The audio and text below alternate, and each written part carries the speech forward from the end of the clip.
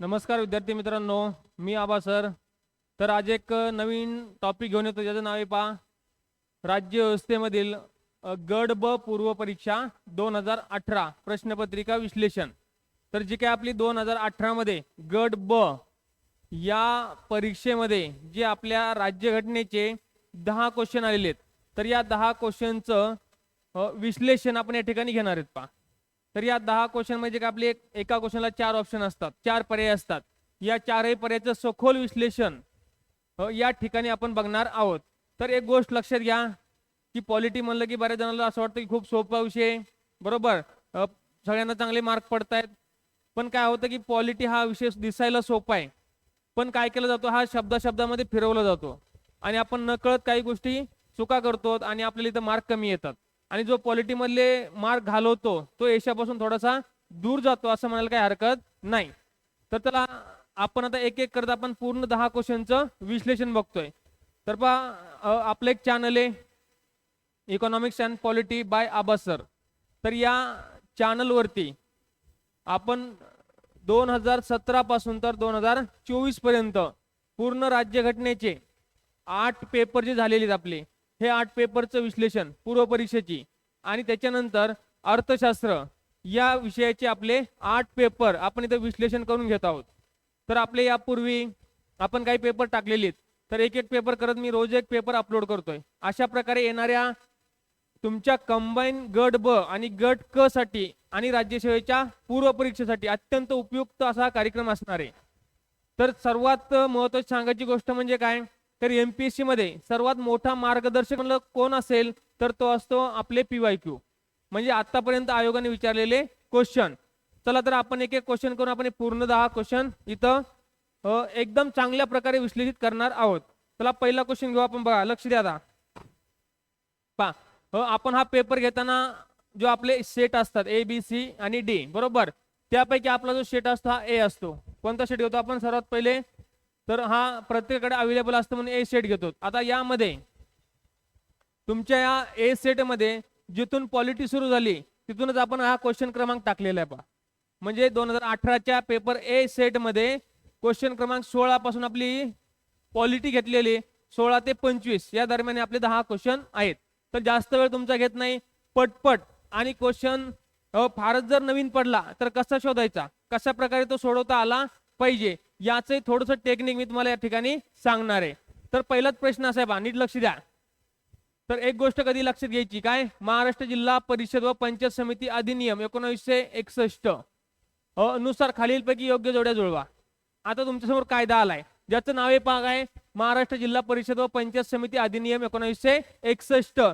आतापर्यंत तुम्हाला फक्त कायदा विचारला गेला की जिल्हा परिषद व पंचायत समिती अधिनियम हा कोणत्या वर्षी काय झालेला आहे, अधिनियमित झालेला आहे. तर आपलं उत्तर असं 1961. पण याचं आता पुढचं पाऊल पडायला लागलीत पहा.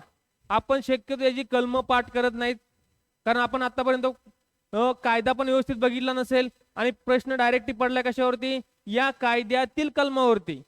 आता आपलं अपेक्षित काय असतं की घटनेतील कलम पडतील, बरोबर, पण इथे डायरेक्टली फोकस कशावर केलं तुमचं, या कायद्याच्या कलमावरती. मग आता बऱ्याच जणांच्या डोक्यात आलं असेल की आता या कायद्यातले सर्वच कलम पाठ करू का, तर हा वेडेपणा ठरेल, बरोबर. कारण काय असतं, एखादा कधीतरी नवीन क्वेश्चन पडतो आणि मग आपण काय करतो, त्या क्वेश्चनच्या मागे जाऊन खूप सारा डाटा वाढवण्याचा प्रयत्न करतो. तर येऊ दे, एखादा क्वेश्चन आला तर काही फरक पडत नाही.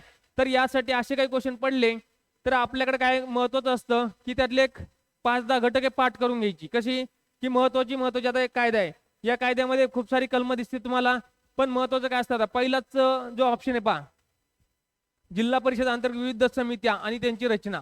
विचारले काय की जिल्हा परिषदेमध्ये आपण ज्या समितीची स्थापना करतो ही कोणत्या कलमामध्ये दिलेली. दुसरं विचारले पहा, गट विकास अधिकाऱ्याची नेमणूक कोण करतंय किंवा कोणत्या कलमानुसार ती केली जाते. तिसरं विचारले, पंचायत समिती सभापती उपसभापती यांचे अधिकार व कार्य. त्यानंतर विचारले, मुख्य कार्यकारी अधिकारी यांचे अधिकार व कार्य. आता नीट लक्षात घ्या, आता काय बघायचंय पहा, जिल्हा परिषदेच्या समित्या ज्या महत्वाच्या असतात. मग आता समिती विचारल्यात, पुढे जाऊन याचे अध्यक्ष आणि उपाध्यक्ष कोणत्या कलमामध्ये मोडतात हे विचारू शकतात. जिल्हा परिषदेची रचना, त्यानंतर सदस्य कोणत्या कलमात आहेत. मग आपल्याला पाठ करताना नेमकं काय करायचे, 7-8-10 कलम काढून घ्यायची का, तर या अशा जोड्या विचारल्या तर त्या 10 कलमातली कमीत कमी 2 जोड्यामध्ये 2 कलम आली पाहिजेत, जेणेकरून आपण ते उत्तर सोडू शकतो. आता नीट लक्ष द्या, तुमच्या काहीच पाठ नाही. मग थोडंसं ऑप्शन कळतंय बघा. आता पहा पहिलीकडं ए मध्ये काय आलं पहा, तुमचा ए बी सी आणि काय डी. पहा ए मध्ये 4 3 4 2 1 3 म्हणजे आपलं सारखी दिसणारी पण इथं काय नाही तर जोड्या नाहीत. याचा अर्थ असा आहे तुम्हाला एक जरी कलम माहिती असतं तरी तुम्ही सुद्धा हा जोड्या लावू शकला असतात. आता नीट लक्ष द्यायचं पहा, जे आपलं 1 नंबर आहे कोण, जिल्हा परिषद समित्या यांची जी काही रचना आहे ही सर्व कुठे कलम 78 मध्ये, किती मध्ये, कलम किती 78 मध्ये. त्यानंतर गट विकास अधिकारी याची नेमणूक आहे किती 97 मध्ये. आता थोडे 5-10 कलम पाठ करा, पर्याय नाही याला आता पहा. त्यानंतर पंचायत समिती, नीट लक्ष द्या, काय पंचायत समिती सभापती आणि उपसभापती यांचे अधिकार व कार्य किती मध्ये 76 मध्ये. आणि तुमचा कोण मुख्य कार्यकारी अधिकारी यांचे अधिकार व कार्य जर म्हणलं तर आपल्याला किती घ्यावं लागेल मग, हे तुमचा कोणता कलम 95. मग अशा प्रकारे आपला पर्याय क्रमांक किती 2. आता पहिलाच प्रश्न जरा डोक्याला ताप करणार होता का, तर आपण या गोष्टी बघत नाही, त्याच्याकडे लक्ष देत नाही. तर जास्त नाही 7-8 ची कलम आपण पाठ करून घेतली पाहिजेत, जेणेकरून या जोड्यामध्ये हे तुम्हाला बघायला भेटतील. रचना, अध्यक्ष आणि त्याचे सीईओ, बरोबर, हे कोणत्या कलमामध्ये आहे तेवढं बघून घ्या. आता लक्ष द्या, खालीलपैकी कोणते विषय समोरच्या सूचीमध्ये समाविष्ट केलेली आहेत. हो, जर हा प्रश्न आपण बघितला तर असं आपल्या लक्षात येईल की वारंवार तेच विषय या प्रश्नामध्ये विचारलेले जातात, जिथं थोडंसं काय असतं कन्फ्युजन असतं. नीट लक्ष द्या. पहा समोरच्या सूचीमध्ये वीज हा समोरच्या सूचीमध्ये टाकला जातो किंवा टाकलेला विषय आहे. त्यानंतर पहा विवाह, घटस्फोट आणि दत्तक. आता पहा लग्न झालं की काय घटस्फोट लक्षात ठेवायचा. त्यानंतर काय, जर एखाद्याला अपत्य झालं नाही तो काय करतो मग दत्तक घेतो एखादं लेकरू, किंवा मग ते काय होतं त्यांच्यामध्ये वाद निर्माण होऊन घटस्फोट होतोय. सर्व कुठं मोठं तुमची समोरची सूची मध्ये. त्यानंतर वजन आणि मापे आणि त्यांच्या मानकांची स्थापना. आता नीट डोळे उघडून बघायचं. कसं बघायचं, डोळे उघडून पहा. वजन आणि मापे म्हणलं तर आपलं समोरची सूचीमध्ये जातं काय, वजन आणि मापे, पण थोडं पुढे जोडले गेले. का जोडले पहा, वजन, मापे आणि त्यांची काय मानकांची स्थापना, म्हणजे याला आपण काय म्हणतो प्रमाणके. नीट लक्ष द्यायचं, जर प्रमाणके हा शब्द आला तर हा विषय जातो पहा केंद्र सूचीमध्ये. कुठे जातो, केंद्र सूचीमध्ये. म्हणजे आपल्याला 3 नंबर येणार आहे का, नाही. फक्त वजन मापे असतं तर ठीक, समोरची सूची. पण पुढे जोडले मापक किंवा प्रमाणके तर ते कुठे जाणार, केंद्र सूचीमध्ये. त्यानंतर कामगार संघटना हे आपल्या समोरची सूचीमध्ये आहेत. म्हणजे आपला पर्याय क्रमांक विचारले काय, समोरची सूचीमध्ये समाविष्ट. मग काय ए बी आणि डी दिसते का बघा, ए बी डी म्हणजे पर्याय क्रमांक किती 3 मध्ये आपलं उत्तर असलं पाहिजे. आता तुम्ही म्हणता की राज्य सूची, समोरची सूची आणि केंद्र सूची सर्वच विषय पाठ करत बसायचे का, तर बिलकुल नाही. बरोबर, आपले 10-20 विषय जे पाठ असली पाहिजेत. हे परत येते रे, वीज, विवाह, घटस्फोटे, वजन, मापे अनेक वेळा आलाय. कधी एवढाच येतो तर कधी पूर्ण येतो. एवढंच आला वजन आणि मापे तर समोरची सूची लक्षात ठेवायची. पूर्ण आलं, प्रमाणका सहित आलं तर केंद्र सूची, आणि कामगार संघटना आले तर आपलं काय समोरची सूची. त्यानंतर लक्षात ठेवा 42व्या घटना दुरुस्तीने राज्य सूचीमधून काढून टाकलेले 5 विषय जे समोरच्या सूचीमध्ये घेतले गेले ते 5 विषय मात्र तुमच्या पाठ असली पाहिजेत. काय म्हणलं मी, 42व्या घटना दुरुस्तीने काय केलं की राज्य सूचीतले 5 विषय काढले आणि कुठे टाकले, ते समोरच्या सूचीमध्ये. ते वारंवार येतात. त्यापैकी हा एक विषय पहा, वजन आणि मापे. फक्त प्रमाणके जोडल्यामुळे कुठे गेलं ते केंद्र सूचीमध्ये. नीट लक्ष द्यायचं. प्राणी, वन्यजीव कळतं. त्यानंतर वने ही सगळी उचलली, त्यानंतर कुठे टाकली आपली ती समोरती सूचीत. मग आपल्याला पाठ करताना 8, 10, 15 एक विषय आपली पाठ असली पाहिजेत प्रत्येक सूचीमधली. चालं, चला पुढे. त्यानंतर पाहता पुढील अयोग्य विधाने शोधा. प्रश्न काळजीपूर्वक वाचायचा. विचारले काय, अयोग्य विधान, हे महत्वाचं आहे. गडबडीत आपण काय करतो, हे वाचत नाहीत किंवा याला योग्य समजून बसतो किंवा गडबड अयोग्य वाचतो, पण खाली जाताना उत्तर फक्त आपण योग्यलाच घेऊन जातो. चला, आता हा जो पेपर आहे आपला कधीचा आहे, मे 2018 झालेला. कधी, मे 2018. विचारले का पाहता, मागासवर्गीय राष्ट्रीय आयोग ही वैधानिक संस्था आहे. कशी आहे, वैधानिक. पा जर आज विचारलं की मागासवर्गीय म्हणजे राष्ट्रीय मागासवर्गीय आयोग हा वैधानिक आहे, आज विचारलं तर चुकीचं आहे. बरोबर, कारण आज मी तिला ते कसं आपलं घटनात्मक आयोग झालेला आहे. कसं झालेला आहे, घटनात्मक आयोग. पण जेव्हा पेपर झाला तेव्हा तो कसा होता, वैधानिक होता, एका कायद्याने तो स्थापन झाला होता. म्हणजे त्यावेळेच वाक्य कसं आहे तुमचं, बरोबर आहे. हे तुमचं हे कसं आहे, बरोबर आहे. त्यानंतर पाहता, हा आयोग गृह खात्याअंतर्गत काम करतो म्हणलंय. कशा अंतर्गत, गृह खात्याअंतर्गत. आता मागासवर्गीय म्हणलं तर आपल्या लक्षात आलं पाहिजे की हा विषय कोणाकडे जायला पाहिजे, सामाजिक न्याय मध्ये जायला पाहिजे. कशामध्ये, सामाजिक न्याय विभागाकडे जायला पाहिजे. आणि तिथे टाकले काय मग, गृह खाते. आपल्याला माहिती, सुरक्षेशी संदर्भात गोष्टी असतील तर कुठे जातात, त्या गृह खात्यामध्ये. फॉर एक्झाम्पल काय, हे पोलीस डिपार्टमेंट आहे आपलं, कुठे जातं, गृह खात्यामध्ये. पण विचारलं कसं, सामाजिक, मग कुठे जायला पाहिजे, सामाजिक न्याय मंत्र्याकडे जायला पाहिजे. म्हणजे आपला बी कसा इथं चुकीचा आहे. त्यानंतर पदा सी, ह्या आयोगाला इतर मागासवर्गातील व्यक्तींच्या तक्रारीमध्ये लक्ष देऊन सोडवण्यासाठीचे अधिकार देण्या एवढे सक्षम करण्यात आले नाही. आता थोडस वाक्य लांब आहे, पण जर व्यवस्थित वाचलं तर कळून जाईल. नेमलाय कोणासाठी, मागासवर्गीयांसाठी. पण इथं स्टेटमेंट काय टाकलंय, या आयोगाला इतर मागासवर्गातील व्यक्तीच्या तक्रारीमध्ये, इतर म्हणजे हे मागासवर्गीय म्हणजे इतर ज्यांचा या आयोगाशी संबंधित म्हणजे नाही, म्हणजे इतर मागासवर्गीय यांच्याकडे लक्ष द्यायचंय, त्यांच्या तक्रारी सोडवायच्यात, एवढे अधिकार त्यांना दिलेले नाहीत. म्हणजे आपलं वाक्य कसं आहे, बरोबर आहे. त्यानंतर पाहता, या आयोगाची स्थापना 1990 साली करण्यात आली. एवढं तरी आपल्या पाठ पाहिजे, कारण हा 90चा नसून हा कधीचा, 1993चा आयोग आहे. म्हणजे तुमचं डी कसं आहे, बरोबर आहे. आपलं सॉरी चुकीचं आहे. आपल्याला विचारलं काय, अयोग्य, म्हणजे आपलं उत्तर पाहिजे बी आणि डी. दिसतंय बघा बरं, किती नंबर 2, बी आणि काय, डी झाला. चला पुढे आता. म्हणजे अशा प्रकारे आपल्याला हे जे आयोग आहेत, अनुसूचित जाती आयोग, अनुसूचित जमाती आयोग आणि राष्ट्रीय मागासवर्गीय आयोग, या 3 आयोगाला घटनात्मक दर्जा आहे. कसा, लक्ष द्या, ही अगोदर कशी होती, वैधानिक संस्था होती, म्हणून आपण इथं बरोबर केलंय. पण जर आता क्वेश्चन आला की राष्ट्रीय मागासवर्गीय आयोग कसा आहे, तर आता कसा आहे तो, घटनात्मक आहे. कारण 102वी घटनादुरुस्ती, कितावी 102वी घटनादुरुस्ती 2018 साली राष्ट्रीय मागासवर्गीय आयोगाला घटनात्मक दर्जा दिलेला आहे. आणि त्यांचा समावेश कलम नंबर 338B मध्ये करण्यात आलेला आहे. जर घटनेमध्ये समाविष्ट केला असेल, आता कसं झाला तो, घटनात्मक, बरोबर. पण ज्यावेळेस पेपर झाला, हे मे 2018चा पेपर आहे, त्यावेळेस तो कसा होता, वैधानिकच होता. पण आज विचारला गेला तर याचं उत्तर वैधानिक नसून कसं पाहिजे आपल्याला, घटनात्मक. आणि जर कलम विचारलं, काय सांगितलं पाहिजे, 338B. आणि जर घटनादुरुस्ती विचारली, काय सांगायची, 102वी घटनादुरुस्ती 2008. चला समजतंय. आता लक्ष द्या, खालील विधाने विचारात घ्या. उच्च, काय विचारलं इथं, उच्च न्यायालयाच्या संदर्भात विधानं दिली तर, पण कंसात टाकलंय काय, हे जी विधानं असणार आहेत हे कोणा संदर्भात असणार आहेत, तर उच्च न्यायालयाच्या संदर्भात असणार आहेत. बरोबर. आता नीट लक्ष द्यायचं, विषय उच्च न्यायालयाचा आहे.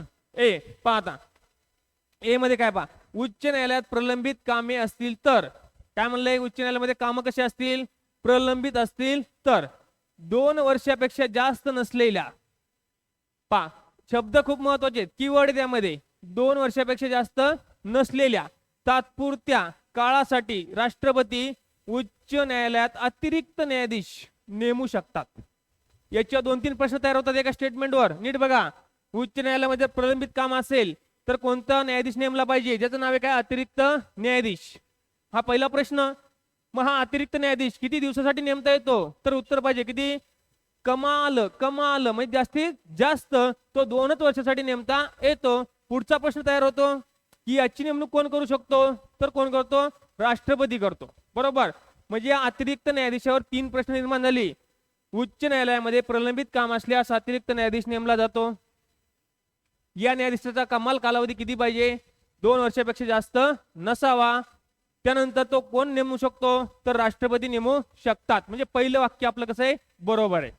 आता लक्ष द्या, जेव्हा मुख्य न्यायाधीशा व्यतिरिक्त, हा शब्द महत्वाचा बा, काय म्हणलंय, मुख्य न्यायाधीशा व्यतिरिक्त उच्च न्यायालयाच्या कायमस्वरूपी न्यायाधीशाच्या तात्पुरती अनुपस्थिती, ज्याला आपण गैरहजेरी म्हणतो, म्हणजे मुख्य न्यायाधीश वगळता इतर न्यायाधीश जर काही गैरहजर राहिला अथवा तो आपल्या पदाची कामे करू शकत नाही, म्हणजे काय गैरहजर आहे किंवा तो स्वतःच्या पदाची कामं करण्यास कसा आहे, अक्षम आहे, तेव्हा राष्ट्रपती उच्च न्यायालयात प्रभारी न्यायाधीश, कसला, प्रभारी म्हणजे कसा, त्याला आपण काय म्हणतो, हंगामी न्यायाधीश, कसला, हंगामी न्यायाधीश नियुक्त करू शकतो.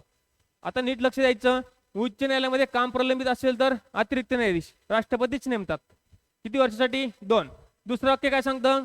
जेव्हा मुख्य न्यायाधीशा व्यतिरिक्त दुसरा न्यायाधीश कसा आहे, गैरहजर आहे किंवा आपली काम करण्यास तो सक्षम नाही, अशा वेळेस सुद्धा राष्ट्रपती हंगामी न्यायाधीश काय करू शकतात?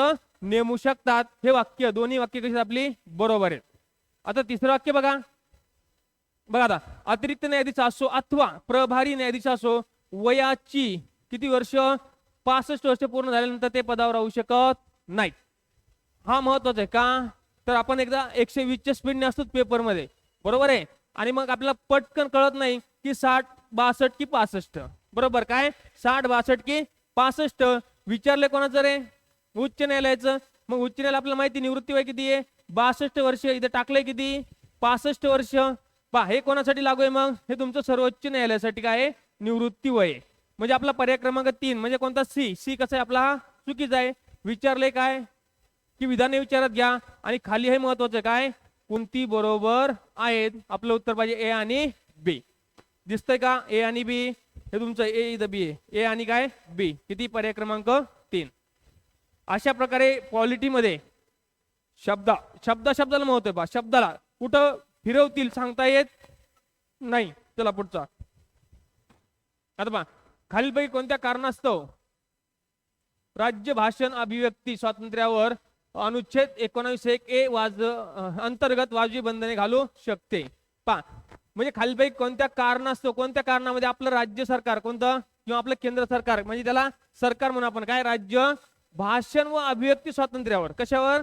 भाषण व अभिव्यक्ती स्वातंत्र्यावर कलम 19(1) अंतर्गत, जिथं तुम्हाला भाषण आणि अभिव्यक्ती स्वातंत्र्य, कसं भाषण आणि अभिव्यक्ती स्वातंत्र्य कोणत्या कलमात?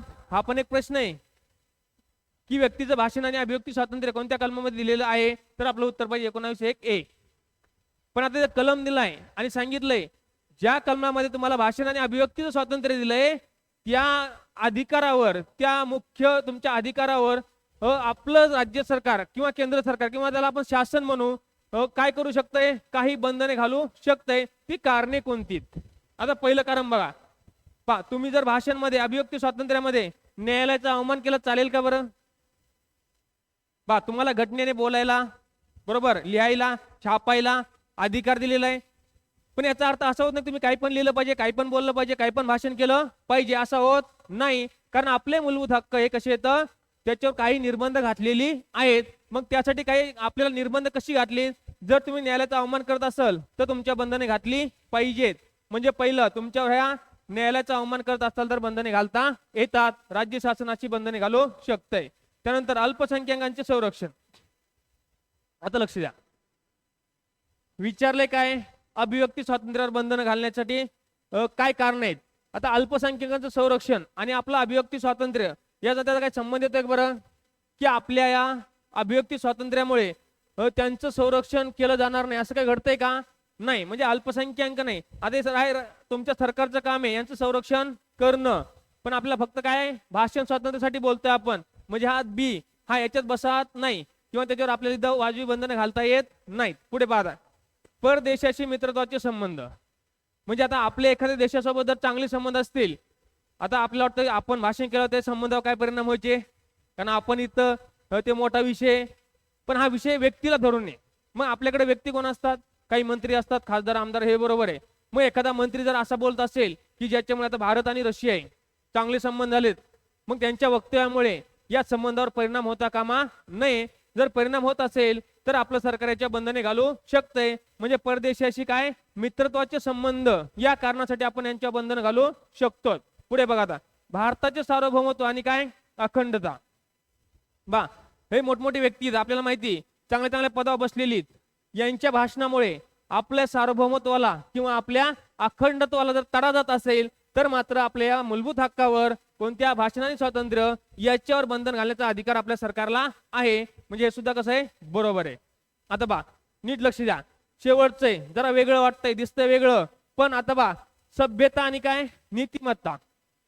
जर तुम्ही सभ्यतेला सोडून बोलत असतील, नीतिमत्ताला काय सोडून बोलत असताल तर कोणाच्या तरी काय होत असतं, मूलभूत हक्काचं उल्लंघन होत असतंय. त्यामुळे याही कारणासाठी आपल्याला काय आपल्या भाषण स्वातंत्र्यावर बंधने घालता येतात. म्हणून सांगितलेलं आहे की एखादा आपल्याला मूलभूत हक्क दिले ती प्रकरण 3 मध्ये, मग आपले मूलभूत हक्क मिळवताना नीट लक्ष द्यायचं. हा सामाजिक प्रश्न पण आहे. जसं आपल्याला वाटतं आपल्याला हक्क पाहिजेत तसं प्रत्येकाला हक्क पाहिजे, पण आपले हक्क मिळवताना काय, आपले हक्क मिळवताना इतरांचे हक्क पायदळी तुडवले जाणार नाहीत याची आपण दक्षता घेतली पाहिजे. म्हणून आपल्या भाषण स्वातंत्र्यावर काय केली, विविध बंधने घातलेली आहेत.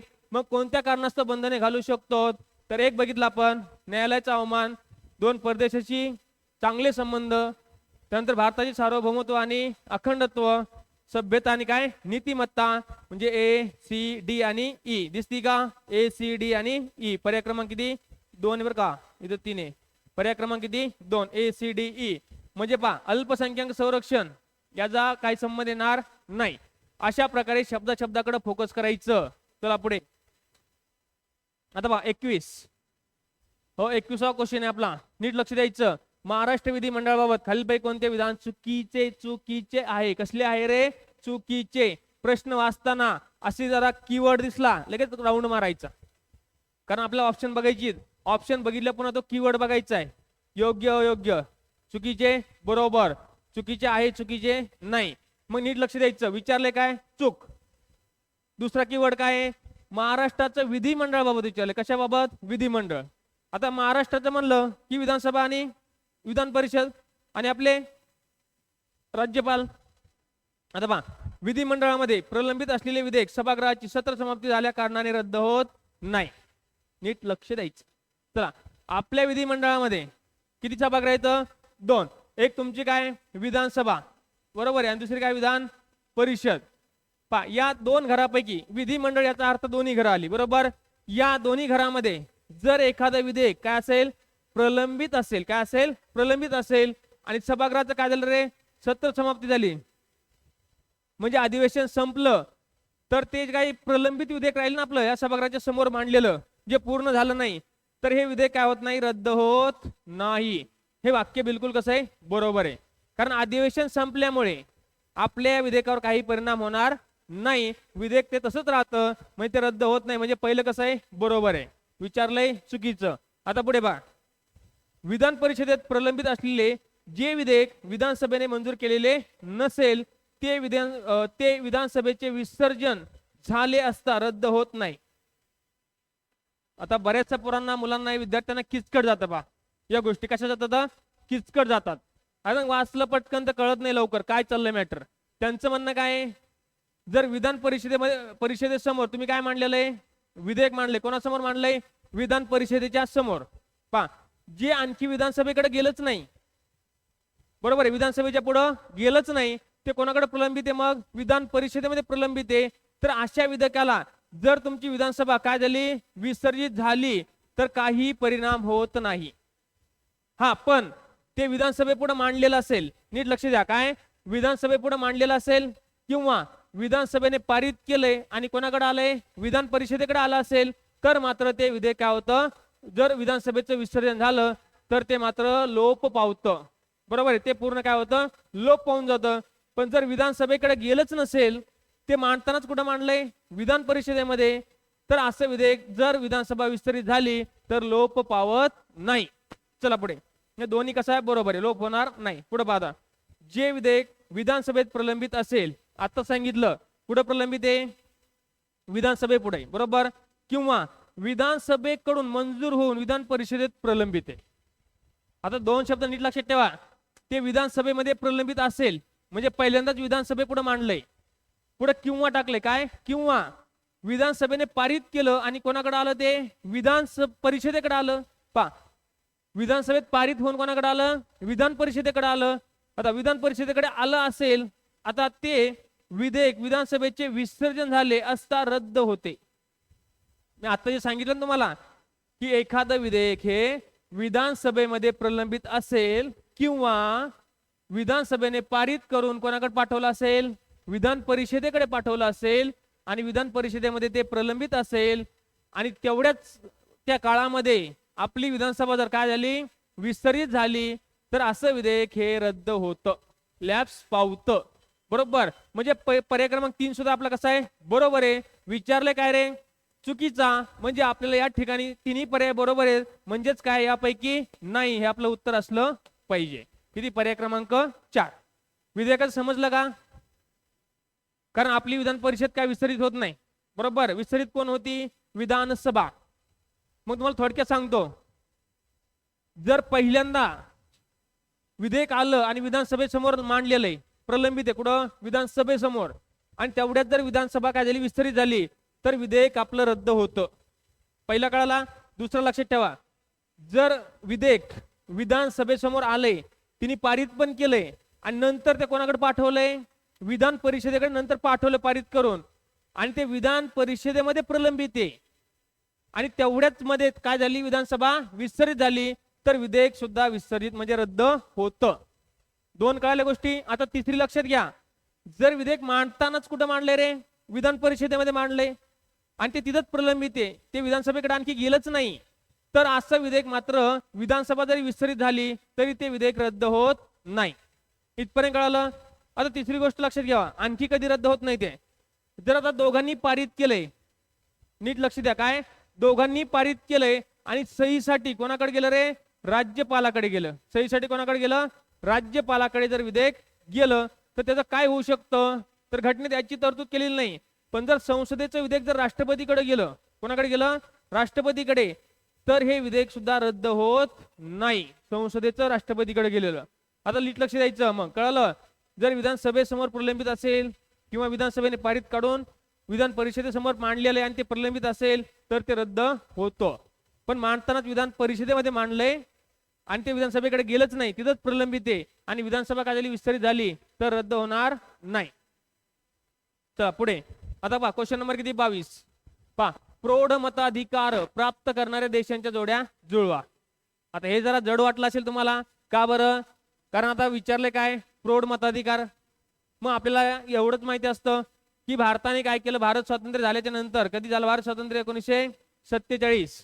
त्यानंतर आपली जी काही घटना तयार झाली, या घटनेच्या अंमलबजावणी सोबतच काय केलं भारताने, प्रौढ मतदान पद्धत वापरली. म्हणजे जो 18 वर्ष पूर्ण करेल, जो मतदान यादीमध्ये आपलं 18 वर्षानंतर नाव नोंदणी करेल, असा प्रत्येक व्यक्ती मतदानासाठी काय असेल, पात्र असेल. म्हणजे भारताने सुरुवातीपासूनच प्रौढ मतदान पद्धती वापरलेली आहे. हा जगातील पहिला देश आहे. स्वातंत्र्यानंतर लगेच त्यांनी काय केली, प्रौढ मतदान पद्धत लागू केली. म्हणजे काय, आता देश आहेत पहा, यांनी सर्वांना सोबत मताचा अधिकार दिलेला नाही. जसं अगोदर आपल्या इंग्रजांनी केलं होतं, जे शिकलेले आहेत, जे कर भरतात, अशाच लोकांना आधी अधिकार दिले होते मतदानाचे. तसं सिस्टम या पाश्चिमात्य देशामध्ये होतं. पाहता नीट लक्ष द्या, जो पहिला आहे तुमचा, हे ABCD, हे काय आपल्या जोड्या, आता जोड्या लावायच्यात, नीट लक्ष द्यायचं. आता तुमचा श्रीलंका आहे, या श्रीलंकेमध्ये प्रौढ मतदान पद्धती कधी अस्तित्वात आली, त्यानंतर मलेशिया, ऑस्ट्रेलिया आणि काय दक्षिण आफ्रिका. विचारले काय, योग्य जोड्या लावा. आता लक्ष द्यायचं, श्रीलंका, मलेशिया आणि ऑस्ट्रेलिया आणि आफ्रिका. जरा ऑप्शन कडे या बरं, दिसतंय कुठं, 1-1 काय शॉर्ट फॉर्म निघतोय का, 3 नाही, इथं नाही.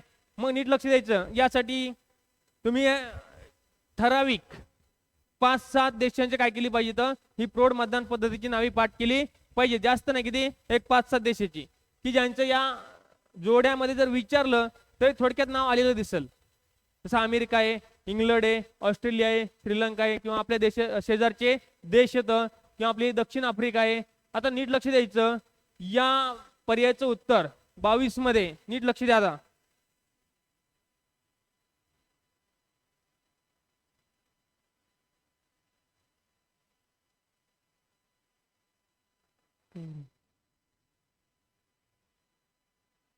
चला झाला. त्यानंतर आता एक तुमचा श्रीलंका किती, 1931. त्यानंतर मलेशिया 1955. त्यानंतर ऑस्ट्रेलिया 1962 आणि दक्षिण आफ्रिका 1994. आता एक गोष्ट लक्षात घ्या, थोडंसं अवघड वाटलं असेल क्वेश्चन, पण आता तुम्हाला सांगितलं की अशा ज्या काही गोष्टी असतात, त्यापैकी आपल्या 7-8 देशाची महत्वाची जे देश आहेत आपल्या जगामधली, किंवा आपल्या शेजारची देश आहेत, यांनी प्रौढ मतदान पद्धत कधी वापरली हे आपण पाठ केलं पाहिजे. मग पाठ करून टाका. श्रीलंका किती, 31, मलेशिया 55, ऑस्ट्रेलिया 62, दक्षिण आफ्रिका 94. यापैकी आपले एक किंवा दोन जरी माहिती असती तरी आपण या प्रश्नाचं उत्तर काढू शकतो. तर अशी दोन प्रश्न आपल्याला परीक्षेमध्ये बघायला भेटलीत. पहिली जिल्हा परिषद पंचायत समिती अधिनियम मधली कलम विचारलीत आणि हा दुसरा थोडासा किचकट असणारा हा प्रश्न आहे. चला पुढे. आता बघा पुढील अयोग्य जोडी किंवा जोड्या शोधा. आता मी अनेक वेळा सांगत असतो की अलीकडच्या काळामध्ये पॉलिटीमध्ये विचारण्यासारखं आता जास्त फोकस आयोगाने या कलमावरती केलेलं आहे. कशावरती केलेलं आहे? कलमावरती. त्यामुळे आपण एक महत्वाची कलम ही पाठच केली पाहिजेत आणि हातातले मार्क दे. बरोबर आहे? कसे आहेत? हातातले मार्क आहेत. मग यासाठी विचारले काय रे? अयोग्य. कशी अयोग्य म्हणजे कोणती चुकीची जोडी आहे. आता पहिलं बघा 343 संघ राज्याची भाषा आहे. जे आपलं काय संघ म्हणजे काय? केंद्र सरकारची भाषा. किती मध्ये? 343 मध्ये काय आपली केंद्र म्हणजे राज्य आपलं केंद्र सरकारची भाषा, त्याला आपण संघ म्हणले. संघाची अधिकृत भाषा. पहिलं बरोबर तुमचा 343. पहा 344 दिला नाही. पण लक्ष द्या, भाषेसाठी आयोग काय? भाषेसाठी आयोग किंवा समिती नेमण्याचा जो काय अधिकार आहे केंद्र सरकारला, हा कोणत्या 344 कलमामध्ये दिलेला आहे. त्यानंतर 45 विचारलाय सर्वोच्च न्यायालय आणि उच्च न्यायालय. त्यानंतर काय? कायदे आणि विधेयके यासाठी वापरायची भाषा. म्हणजे पहा आपल्या सर्वोच्च न्यायालयामध्ये किंवा उच्च न्यायालयामध्ये किंवा कायदे करण्यासाठी जे विधेयक मांडतो आपण, याची भाषा कोणती असावी हे कोणत्या कलमात सांगितलेलं आहे? तर ते 345 आहे का? नाही. तर थोडस क्रॉस केलं आयोगाने. काय केलंय? खालचा वरच्याला दिलाय आणि वरचा खालच्याला दिलाय. नीट लक्ष द्या. एवढंच चुकीचं केलंय फक्त की सर्वोच्च न्यायालय म्हणजे न्यायालयाची भाषा आणि कायद्याची विधेयकाची भाषा ही कलम 348 मध्ये. किती? 348 मध्ये. आणि आपल्या घटक राज्याची भाषा टाकलेली 345 मध्ये. किती मध्ये? 345 म्हणजे घटक राज्याची भाषा, अधिकृत भाषा, जशी आपली मराठी. बरोबर. त्यानंतर पाहता 351 हिंदी भाषेच्या विकासासाठी निर्देश देण्याचा जो अधिकार आहे सरकारला, तो 351 मध्ये टाकलाय. हे मात्र बरोबर आहे. म्हणजे आपल्याला विचारले काय? अयोग्य. अयोग्य कोण आहे मग? बी आणि सी. दिसतंय का? बी आणि सी. हे पर्याय क्रमांक किती मध्ये?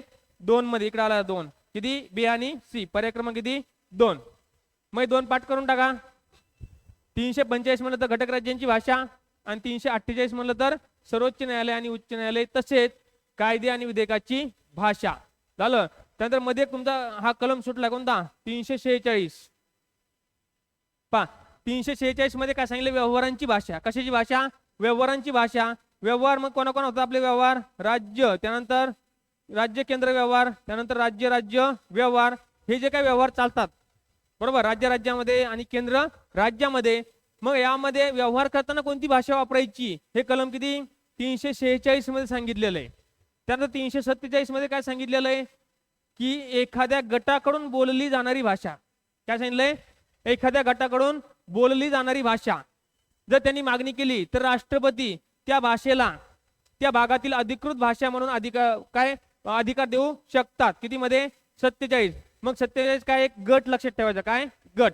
एखाद्या गटाकडून बोलल्या जाणाऱ्या भाषेला जर त्यांनी मागणी केली तर राष्ट्रपती त्यांच्या भागाची अधिकृत भाषा म्हणून मान्यता देऊ शकतात. अशा प्रकारे आपल्या महत्वाची कलम पाठ असली पाहिजेत. चला पुढे. आता किती? 24 नंबर. 2च राहिले आता. किती? 24. पहा महानगर क्षेत्र नियोजन समिती संदर्भात खालील विधाने लक्षात घ्या. विचारले काय रे? महानगर क्षेत्र नियोजन समिती. आता याचा आणखी एक प्रश्न पडतो की आपल्या घटनेमध्ये कोणत्या कलमामध्ये महानगर क्षेत्र नियोजन समितीची तरतूद दिलेली आहे? तर पहा 243 झड ई. कोणतं कलम आहे? 243 झड ई. या कलमामध्ये महानगर नियोजन काय क्षेत्र समितीची काय तरतूद दिलेली आहे. मग जिल्हा नियोजन समिती म्हणलं तर 243 झड डी. काय? जिल्हा नियोजन समिती म्हणजे ग्रामीणसाठी आणि महानगर नियोजन समिती शहरांसाठी. पहा झड डी म्हणलं तर ग्रामीणसाठी. कोणती? जिल्हा नियोजन समिती ही झाली ग्रामीणसाठी आणि शहरासाठी 243 झड ई महानगर नियोजन समिती. आता तुम्हाला जर एक गोष्ट माहिती असेल की हा पंचायत राज मधला विषय बरोबर आहे. काय? पंचायत राज मधला. आणि पंचायत राजला घटनात्मक दर्जा देण्याचं काम कोणी केलं? तर 73वी घटना दुरुस्ती आणि 74वी घटना दुरुस्ती. मग आता विचारले का? नीट लक्ष द्या. तुमच्या उत्तर पाठ करायची गरज काहीच नाही. पहा या समितींची रचना आणि सदस्याची निवडीची पद्धत ठरवण्याचा अधिकार राज्य शासनाला आहे. काय म्हणलंय? ही जी समिती विचारली महानगर नियोजन समिती, हिची रचना कशी असेल, सदस्य कसे निवडले जातील, हे ठरवण्याचा अधिकार कोणाला आहे? मग राज्य शासनाला. पुढे पहा, या समित्यावर केंद्र शासन, राज्य शासन आणि इतर संस्थांना प्रतिनिधित्व देण्यासाठी कोण तरतूद करू शकतं? पुन्हा इथे शब्द वापरला, काय? राज्य शासन. आता हाच तुमचा मूळ मुद्दा आहे. कोणता?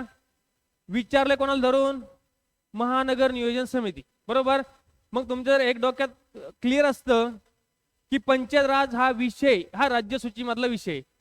कळलं काय बोलतं ते? काय? पंचायत राज हा विषय कसा आहे? राज्य सूचीमधला विषय. मग आता राज्य सूचीमध्ये महानगर क्षेत्र नियोजन समिती कुठे मोडणार आहे तुमची? पंचायत राज मध्ये. मग या समितीबद्दल काही जरी विचारलं, कोण ठरवणार आहे? राज्य शासन. म्हणजे दोन्ही तरतुदी कशा असल्या पाहिजे आपल्या? बरोबर. पण विचारलंय काय खाली? नीट लक्ष द्यायचं, लगेच गडबड करायची नाही. वरील पैकी कोणती विधाने चुकीची आहेत? हे कधी कधी वाचतच नाही आपण आणि लगेच मारून टाकतो ए आणि बे. मग चुकीची विचारली तर पण दोन्ही कशी तर बरोबर. मग काय पाहिजे आपलं उत्तर? यापैकी नाही. मग लक्ष द्या, पंचायत राज संदर्भात कुठलाही घटक घेतला आणि विचारलं की या संदर्भात नियम करण्याचा अधिकार कोणाला आहे, अटी टाकण्याचा अधिकार कोणाला आहे, कशा संदर्भात? पूर्ण पंचायत राजच्या संदर्भात. हा पूर्ण अधिकार कोणाकडे जाणार आहे? राज्य शासन. कारण पंचायत राज हा विषयच कुठे? आपल्या राज्य सूचीमध्ये. मग या संदर्भात पूर्ण कार्यक्रम हा कोणाच्या हातात असेल? राज्य शासन. पाठ करायची गरज आहे का? नाही. त्याच्या आणखी एक प्रश्न विचारतो तुम्हाला, तुम्ही उत्तर सांगू शकता.